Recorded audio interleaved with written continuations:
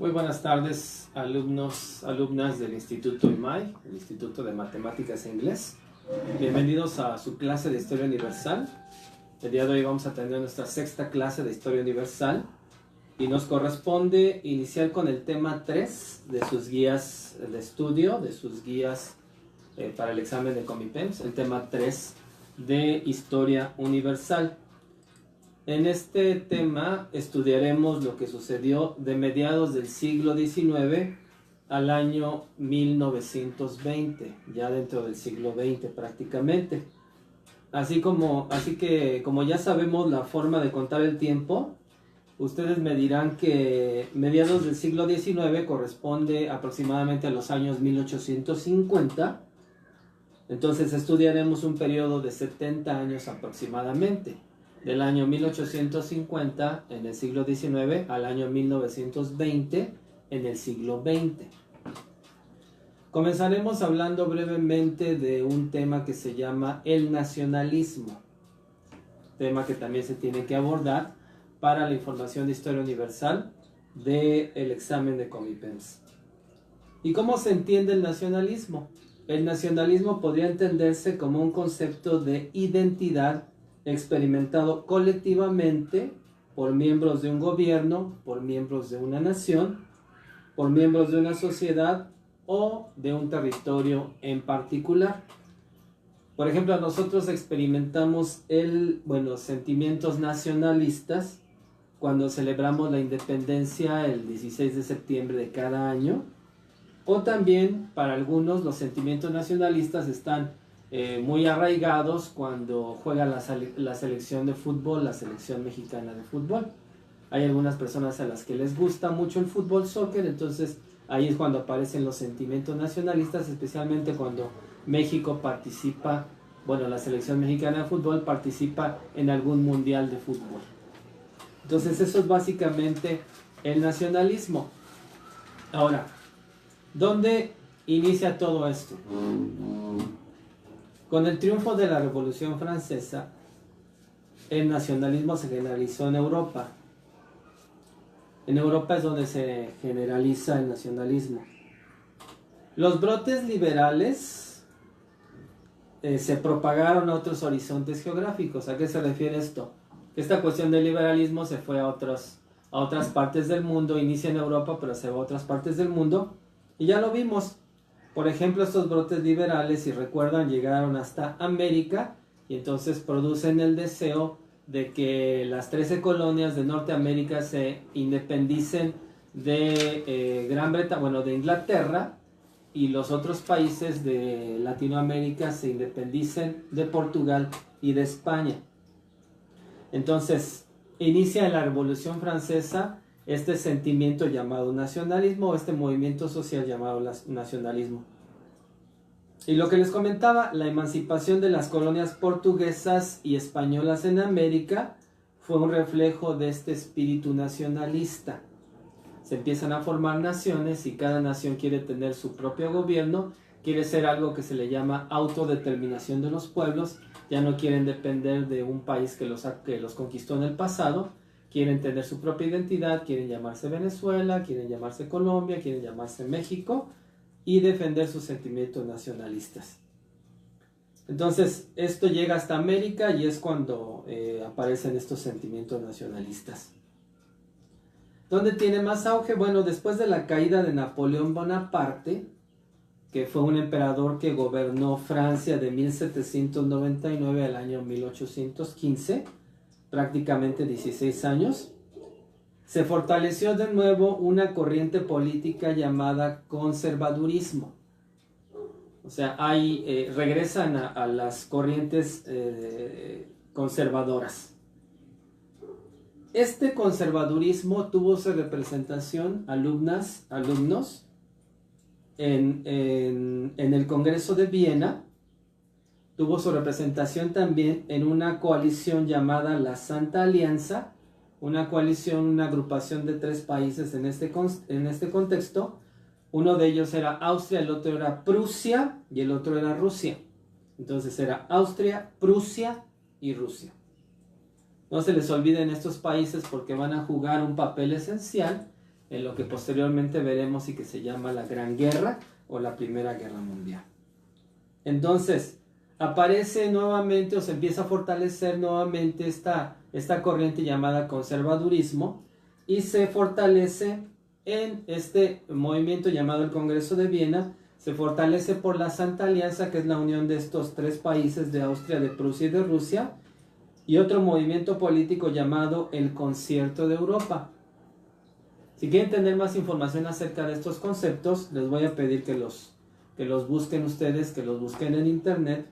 Yo ya les di información acerca del Congreso de Viena, de la Santa Alianza y del Concierto de Europa, por si lo quieren buscar con mayor detalle y estudiarlo de forma particular, donde se manifiesta nuevamente este conservadurismo. Ahora, este fortalecimiento del conservadurismo originó un enfrentamiento entre dos movimientos políticos y sociales totalmente opuestos. Entonces regresa el conservadurismo a Francia y se enfrentan dos movimientos políticos y sociales totalmente opuestos el uno contra el otro. Por ejemplo, bueno, más bien les hablaré de estos dos movimientos. Los partidarios del liberalismo y nacionalismo, por una parte, eran ese movimiento.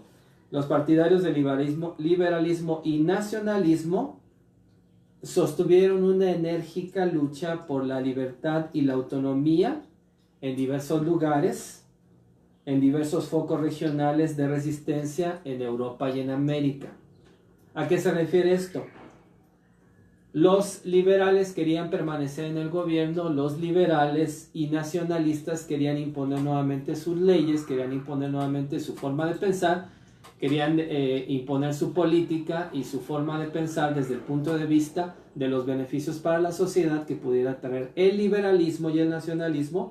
Entonces se levantan varios focos o varios lugares donde este pensamiento empieza a permear y empieza a digamos, a llenar algunas partes en Europa y en América, y se consolida una resistencia en la que los liberales y nacionalistas se oponen a los conservadores.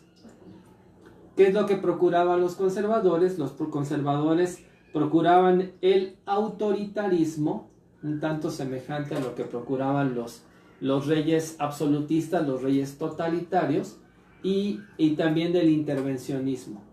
Entonces, los liberales, por una parte, liberales y nacionalistas, querían que los gobiernos de cada país fueran autodeterminados, que si ellos escogían una democracia, se les respetara la democracia; si ellos querían ser una república, se les respetara el ser una república; si ellos querían ser una monarquía y seguir gobernados por los reyes, ellos lo podían decidir, pero era la decisión de cada país con autodeterminación. Entonces están estas dos corrientes políticas y sociales, el liberalismo y el nacionalismo, que se enfrentan contra el autoritarismo y el intervencionismo. Así que el liberalismo y el nacionalismo se rebelaron contra el autoritarismo y el intervencionismo. Y así es como están constantemente en una pugna estos dos movimientos, como les comentaba, uno representado por el liberalismo y el nacionalismo, y el otro representado por el autoritarismo y el intervencionismo. Esa podría ser una pregunta al examen, entonces pongan mucha atención a esta información. Y regresamos a una información importante, a lo que se estaba dando en Francia en aquel tiempo. Continúan los gobiernos borbónicos. ¿Se acuerdan que empezamos a hablar hace algunas clases de Luis XIV, de Luis XV y de Luis XVI? Luis XVI es el que muere en la guillotina. Y bien, ya para este momento de la historia de Francia, los gobiernos borbónicos están representados por un rey que se llama Luis XVIII. Ya había muerto Luis XVI, de Luis XVII no se habla gran cosa en el contexto de la historia que hemos estado analizando, pero aparece en escena el hijo de Luis XVII, llamado Luis XVIII, y también aparece otro rey que se llama Carlos X de Francia. Entonces, estos gobiernos borbónicos de Luis XVIII y de Carlos X de Francia enfrentan varios levantamientos populares, precisamente de los liberalistas y de los nacionalistas. Entre los años 1814 y 1830 hay varios levantamientos populares, prácticamente 17 años de levantamientos en Francia que siguen inconformes con el regreso de estos absolutistas, de estos conservadores al gobierno de Francia. Y fíjense lo que sucede. Unos años después de estos levantamientos populares, llega al trono de Francia Luis Felipe de Orleans. Este Luis Felipe de Orleans se le llamaría, su nombre como rey sería Luis Felipe I. Y este hombre es tristemente célebre porque fue prácticamente el último rey de Francia.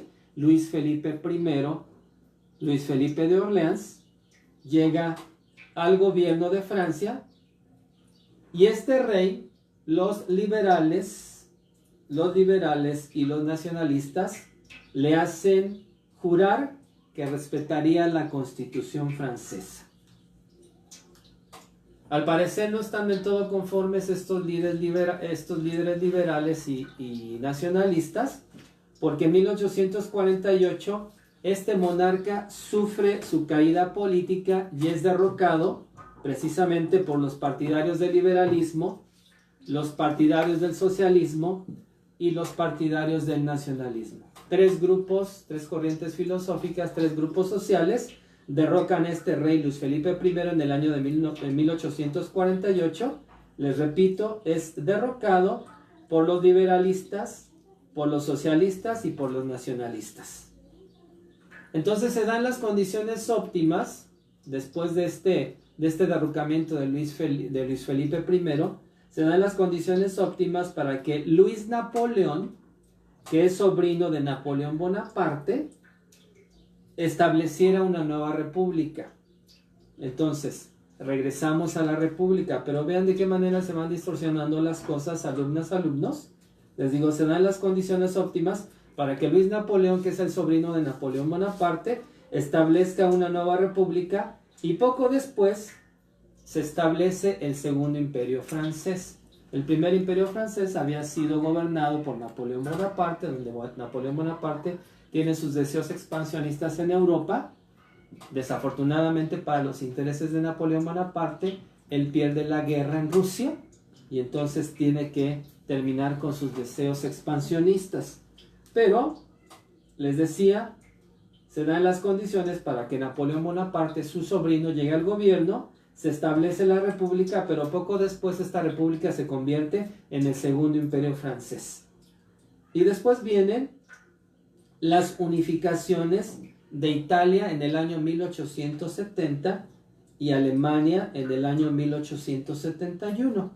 Y esto representa la consolidación del nacionalismo en Europa. Entonces el nacionalismo se consolida de forma muy drástica en Francia, pero años después, en el año 1870, como 20 años después de que se diera este establecimiento del nacionalismo de forma muy destacada, con el último rey en Francia, en el año de 1850 aproximadamente, 20 años después, se unifica Italia y se unifica Alemania, y entonces esto representa una consolidación del nacionalismo en Europa.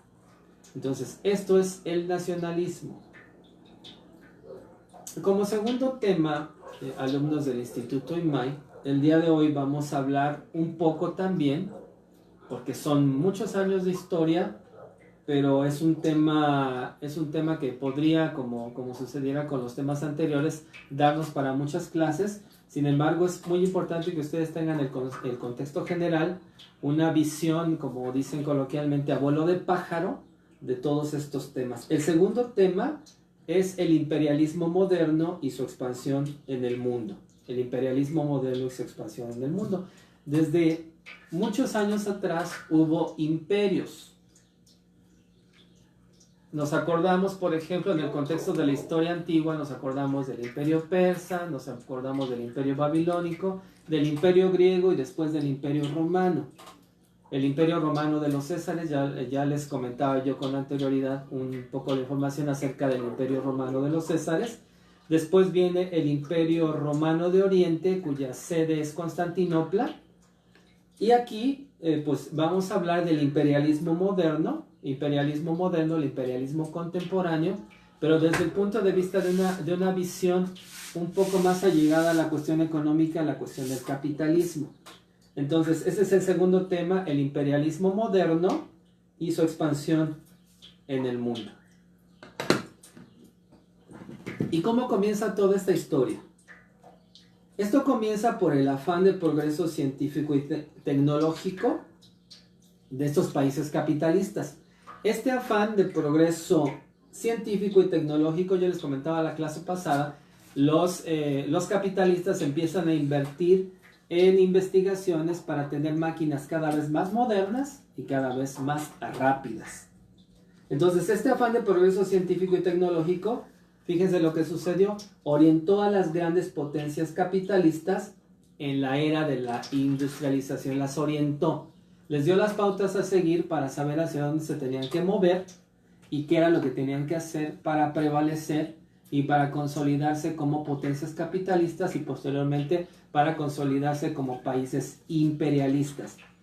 Un imperio es una forma de gobierno en la que un emperador que pertenece a un país se extiende a lo largo de sus fronteras y va más allá de sus fronteras y va colonizando y va conquistando los otros países. Nada más que aquí la conquista iba a ser desde otro punto de vista y va a ser como consolidación del poderío capitalista.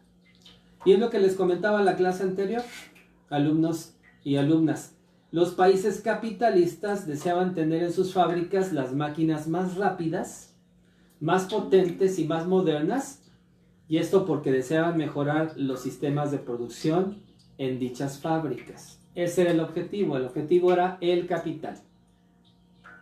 Iba a ser un poderío económico más que un poderío militar. Terminó siendo un poderío militar, un poderío expansionista, esto del imperialismo moderno, del imperialismo contemporáneo, pero empezó siendo un poderío por medio de la economía, un poderío económico. Entonces deseaban tener, les decía, en sus fábricas las máquinas más rápidas, más potentes y más modernas. ¿Qué otra cosa deseaban hacer estos países capitalistas, estas potencias capitalistas? También deseaban optimizar el transporte ferroviario y marítimo que les permitiera una eficaz extracción de materias primas en sus colonias. ¿A qué se refiere esto? Necesitaban un transporte más rápido, necesitaban un transporte ferroviario, los ferrocarriles, y un transporte marítimo, los barcos, que les permitiera una eficaz extracción de materias primas en sus colonias.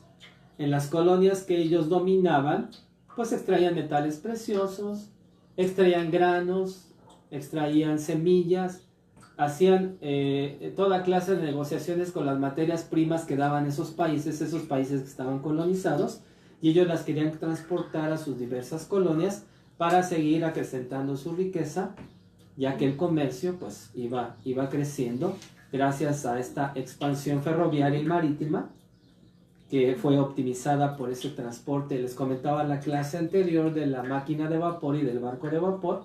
Entonces era una forma como estas personas, estos expansionistas, estos capitalistas estaban optimizando el transporte.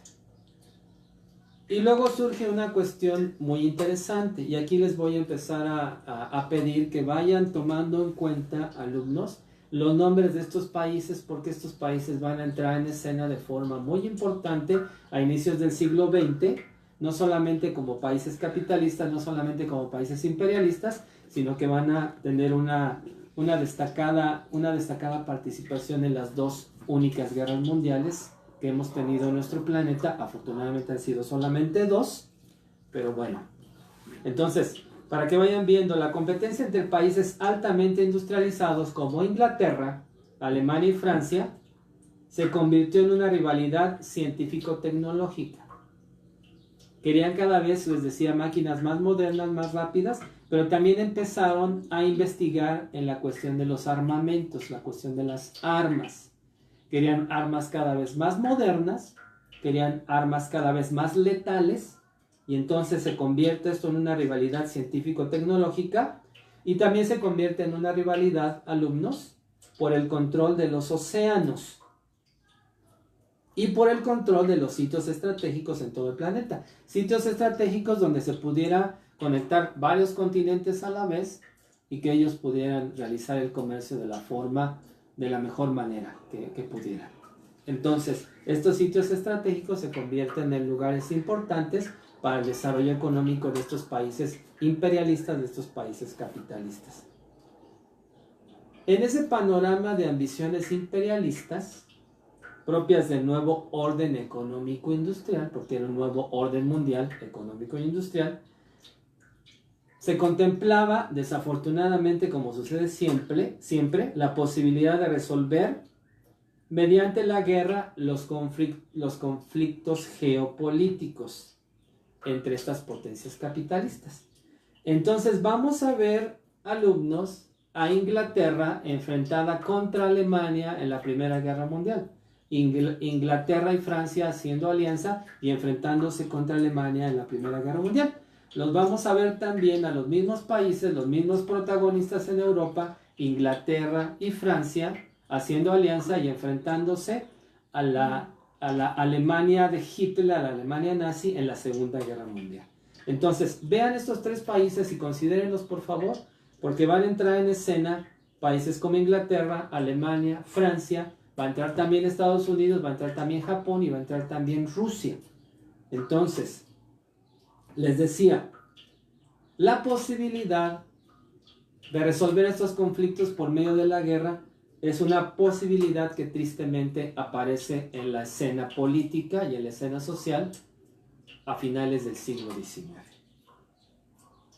Lenin, un líder ruso, diría más adelante que este imperialismo económico es la etapa superior del capitalismo. Según Lenin, era el capitalismo llevado a su máxima expresión. El capitalismo llevado a su máxima expresión.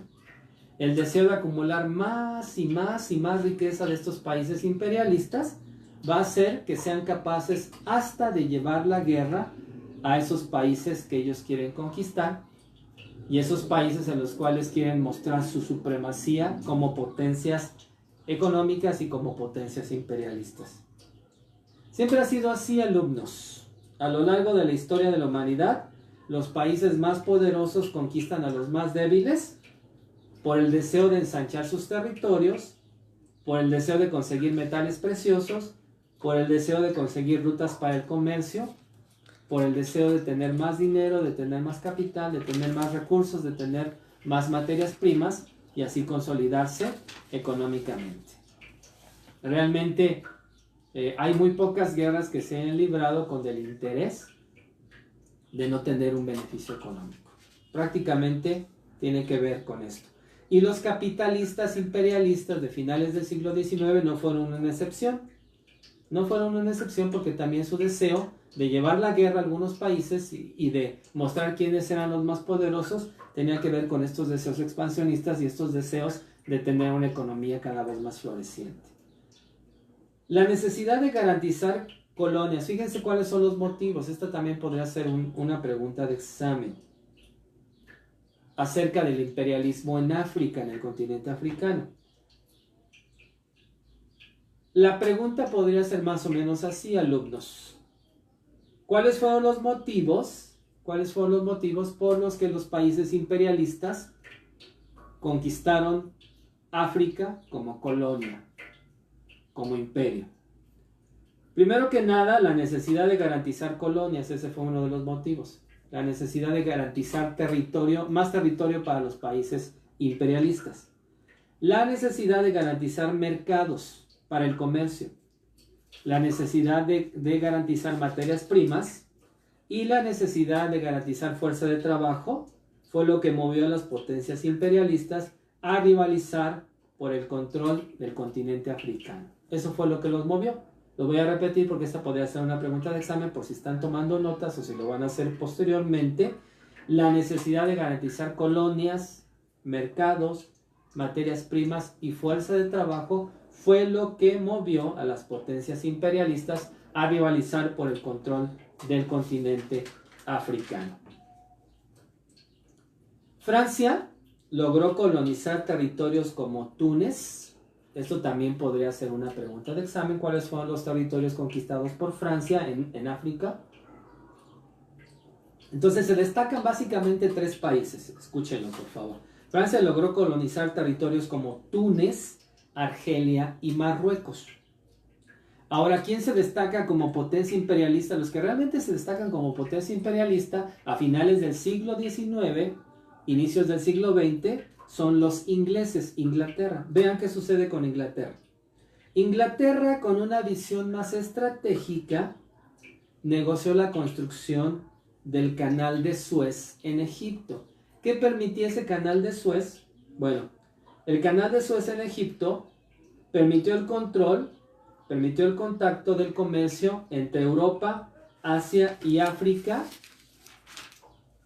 en el Medio Oriente. Y esto lo hicieron los ingleses, o sea, hicieron esa ruta más corta para llegar a aquellos países, lo que se le llamó el canal de Suez, que en la actualidad existe y está en Egipto, para poder comerciar, para poder hacer un puente comercial entre Europa, Asia y África. ¿De qué se aprovecharon los colonialistas ingleses? Bueno, se aprovecharon de que el imperio turco estaba en decadencia. ¿Se acuerdan que hablamos un poco del imperio turco, que fueron los que provocaron la caída del imperio romano de Oriente, que tenía su sede en Constantinopla? Aprovechando que este imperio turco estaba perdiendo su hegemonía, estaba perdiendo su fuerza política y económica y militar en los Balcanes, entonces se lanzan a la conquista los ingleses. Y también aprovecharon que Rusia estaba enfrentando dificultades económicas para desarrollar su industria y su transporte marítimo. Ya estaban encontrando los rusos una decadencia bastante fuerte en la Rusia de los zares. La Rusia de los zares estaba siendo afectada por una crisis económica, lo que no les permitía desarrollarse económicamente de la mejor forma. Su industria y su transporte marítimo se estaban desarrollando de forma muy lenta. Entonces Inglaterra aprovecha esta situación política, la caída o el debilitamiento del imperio turco y el debilitamiento también de Rusia. Para aprovecharse de esto, deciden construir el canal de Suez y entonces se convierte en un puente de comercio entre Europa, Asia y África. Además, otro aspecto que fue muy determinante para que Inglaterra se convirtiera en el país imperialista por excelencia a finales del siglo XIX, principios del siglo XX, es que Inglaterra ejercía un verdadero imperio naval. Eran los dueños de los mares, alumnos. Este imperio naval abarcaba el mar del Norte, que es donde está ubicado precisamente la isla de Inglaterra. Abarcaba el mar del Norte, abarcaba también el océano Atlántico, abarcaba el mar Rojo, ahí en Egipto, en lo que ahora es Egipto, Israel, y el océano Índico.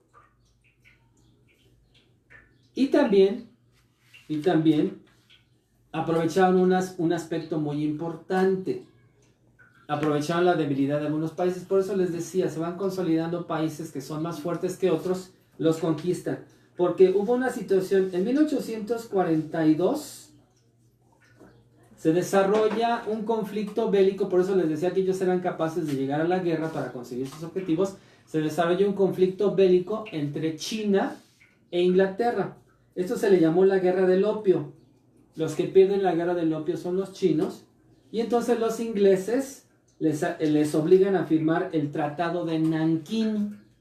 Este Tratado de Nankín compromete a los chinos a abrir sus fronteras comerciales al capitalismo británico. Lo que les decía, todo tiene que ver con el comercio, tiene que ver con el capital, tiene que ver con la acumulación de riquezas, tiene que ver con que buscan más capital, buscan más materias primas, buscan más recursos minerales y buscan más poderío en otros países que son ajenos al país en el que ellos viven. ¿Qué otra cosa sucede? Bueno, sucede que Canadá y Belice, que están en el continente americano, Canadá está al norte de Estados Unidos, Belice está en Centroamérica, también se convierten en colonias de Inglaterra. También los coloniza Inglaterra a estos dos países, Canadá muy grande, Belice muy chiquito, pero finalmente se sigue viendo el poder expansionista de los ingleses a finales del siglo XIX, principios del siglo XX. Y como les comentaba con anterioridad, el deseo imperialista de las potencias capitalistas estaba provocando situaciones que desencadenaban la guerra. Ya hablamos de la guerra del opio entre Inglaterra y China.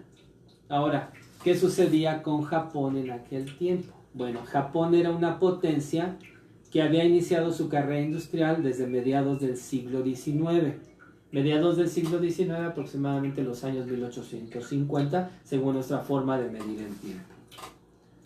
Entonces, Japón se había convertido en una potencia que había iniciado su carrera industrial, como les decía, desde mediados del siglo XIX, con grandes progresos, con progresos notables en la economía, en la industria.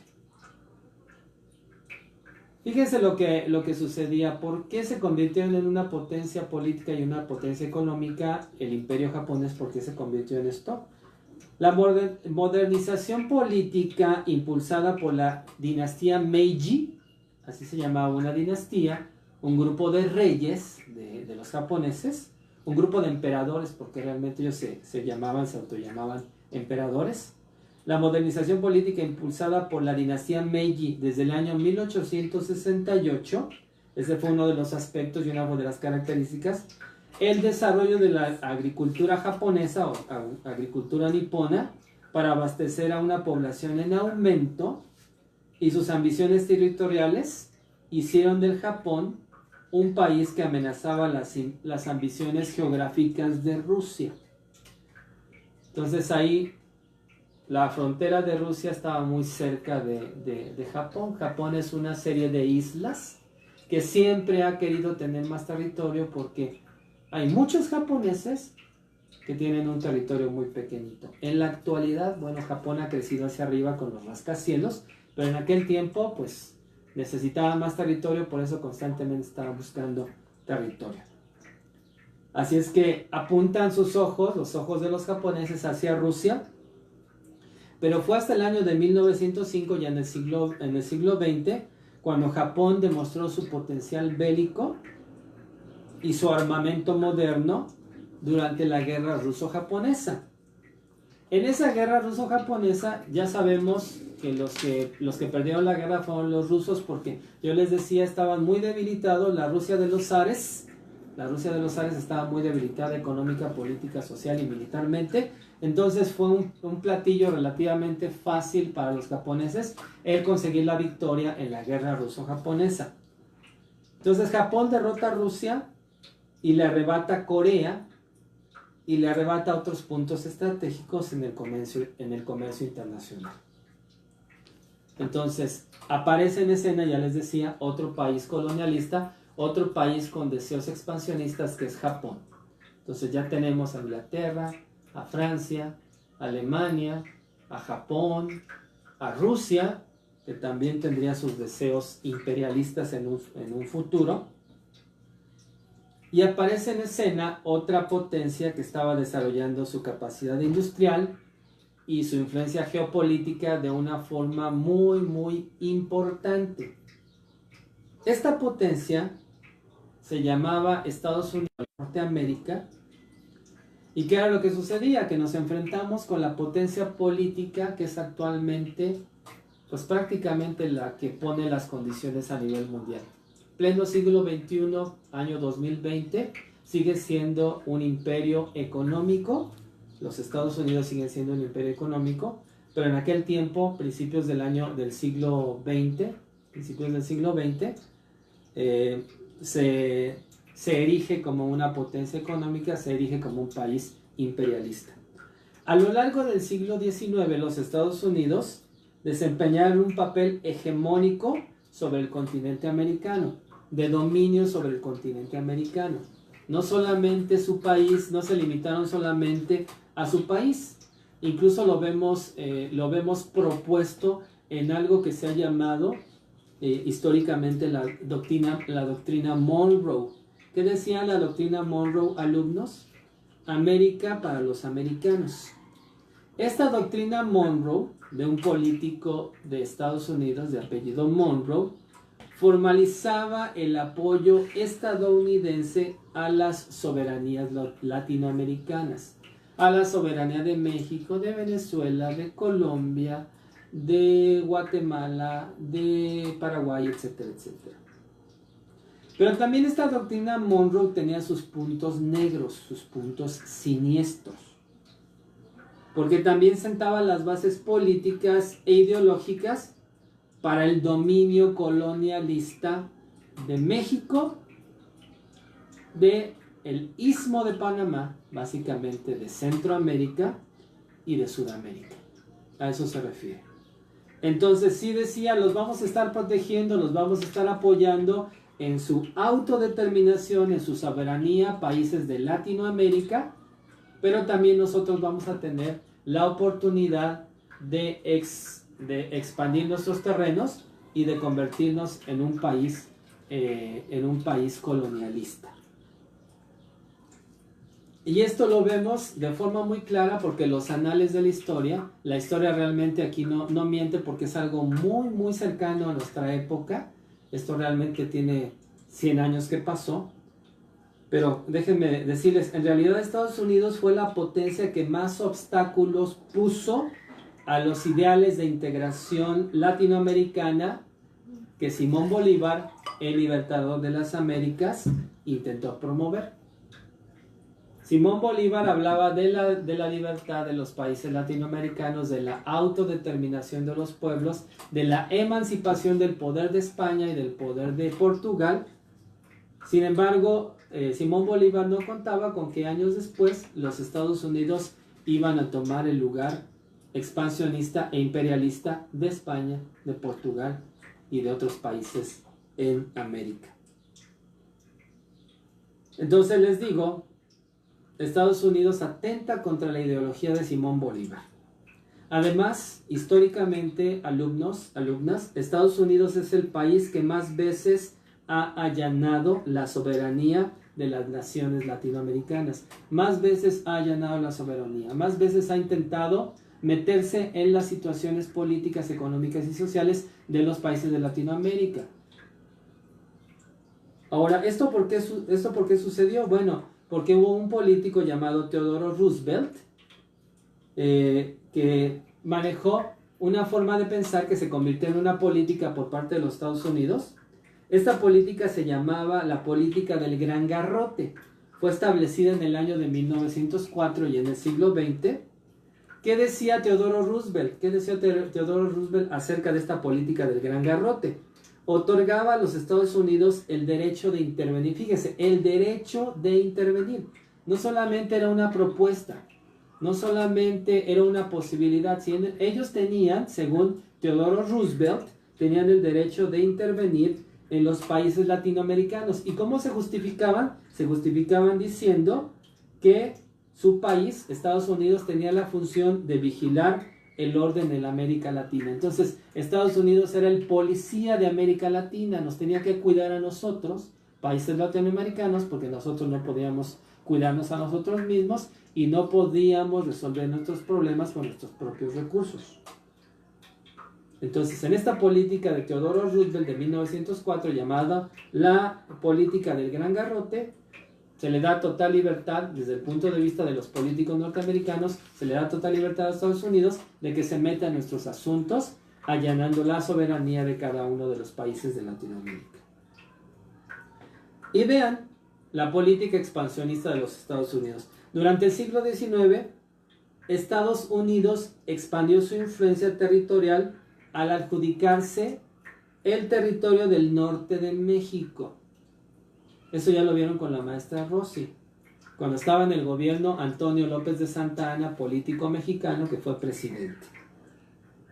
Entonces se adjudican el territorio del norte de México, provocando una guerra. La guerra del año 1846, la guerra México-Norteamericana. Por eso les decía, utilizan la guerra como pretexto para sus deseos expansionistas y sus deseos imperialistas. Entonces, en 1846, Estados Unidos se adjudica más de la mitad del territorio de nuestro país, de México, por medio de esta guerra de 1846. También se adjudicó Estados Unidos Alaska, Guam, Hawái y otros sitios en el Pacífico. Entonces vean cómo sigue su deseo expansionista, no solamente aquí en Latinoamérica, sino en otras partes del mundo. Ya estamos hablando del Océano Pacífico, donde está localizado Hawái. Alaska, al norte de Canadá. Y aquí vemos esta política expansionista. Ahora, ¿qué otra cosa sucedió con Estados Unidos? Aprovechó también la independencia de Cuba y de Puerto Rico en 1848. En 1848 Cuba y Puerto Rico se independizan de España y ese momento lo aprovecha Estados Unidos para anexionarse a Cuba y a Puerto Rico y dice: ahora Cuba y Puerto Rico, estas dos islas van a ser mías, van a ser de Estados Unidos. Más adelante Estados Unidos también se apoderó de Filipinas, de las islas Filipinas, que están en el territorio asiático, están en el Océano Pacífico, y ahí lo que aprovechó Estados Unidos para apropiarse de las Filipinas fue la derrota de España en el Océano Pacífico. En el Océano Pacífico España también tenía colonias, una de ellas eran las islas Filipinas. Entonces, esta derrota de España, gracias a la invasión napoleónica en España, cuando se liberan todos los países de aquí de Latinoamérica, del yugo español, también aprovechan esa debilidad los Estados Unidos para apoderarse de las islas Filipinas en el Pacífico, y entonces se consolidan como un imperio mundial. Esto tiene que ver con el tema que hemos estado hablando acerca del absolutismo, tiene que ver con este tema del capitalismo. Todo se va relacionando y, como decía Lenin, es la representación máxima del capitalismo, este imperialismo económico. Entonces, como pueden darse cuenta, alumnos, alumnas, Estados Unidos es el último gran imperio, el último gran imperialista del siglo XX, y económicamente todavía sigue ejerciendo un gran dominio, no solamente en América, sino en los intereses de Europa, de Asia, de África y de otros continentes. Entonces, por mi parte es todo. Les voy a pedir que por favor estudien esta información con mucho detalle. Si tienen dudas, ya saben que tienen que googlear la información. Si tienen dudas, pueden mandarnos un mensaje al grupo de IMAI, al grupo de WhatsApp de IMAI, para resolver dudas. Les voy a pedir por favor que no se pierdan la próxima clase, porque vamos a hablar de la Primera Guerra Mundial, después hablaremos de la Segunda Guerra Mundial y concluiremos el tema de Historia Universal hablando de las décadas más recientes, en este caso desde la década de los años 50 del siglo XX hasta la década que llevamos en este momento del siglo XXI. Que tengan una excelente tarde y cuídense mucho, por favor.